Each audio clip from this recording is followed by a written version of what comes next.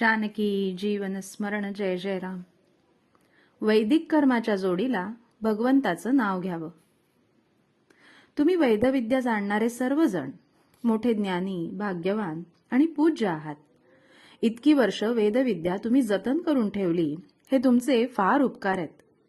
तुमची योग्यता खरोखर मोठी आहे. त्याच्या उलट माझी स्थिती आहे. मी एक अज्ञ मनुष्य आहे. मला वेदविद्येचा गंध नाही, ग्रंथाचं ज्ञान नाही.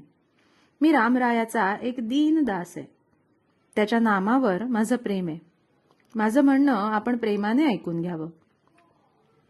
वेदांनी गायत्री अत्यंत पूज्य मानली आहे.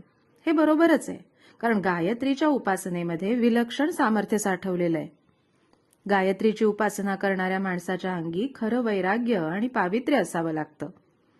पूर्वीचे ऋषी जनपदापासून दूर अशा अरण्यामध्ये आश्रम बांधून राहत असत.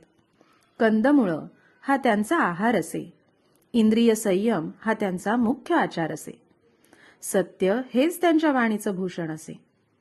काम, क्रोध आणि लोभ जिंकलेले विरागी ऋषी ही गायत्रीची उपासना करायला खरी योग्य माणसं होती. परंतु आता काळ पालटलाय.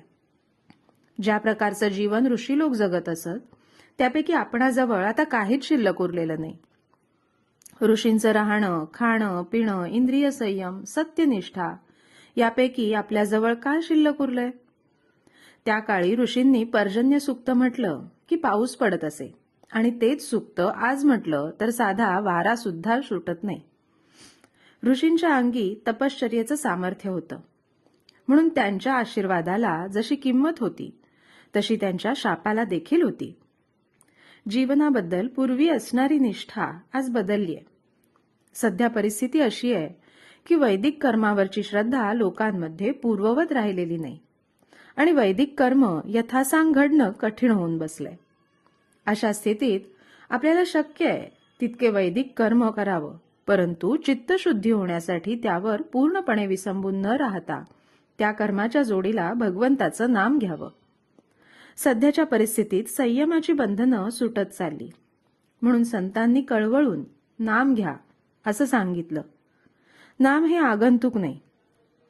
आदिनारायणाने वेद सांगण्याच्या वेळी जो ओम हा ध्वनी केला ते नाम होय. म्हणून आपणा सर्वांना माझी विनंती अशी की आपण नाम घेत जावं. किंबहुना आपण नाम घेतलं तरच वेदांचा खरा अर्थ कळेल अशी माझी खात्री आहे. तात्पर्य, वैदिक कर्मांना आहार विहारांची बंधनं आहेत, भगवंताच्या नामाला ती नाहीत. जानकी जीवन स्मरण जय जय राम.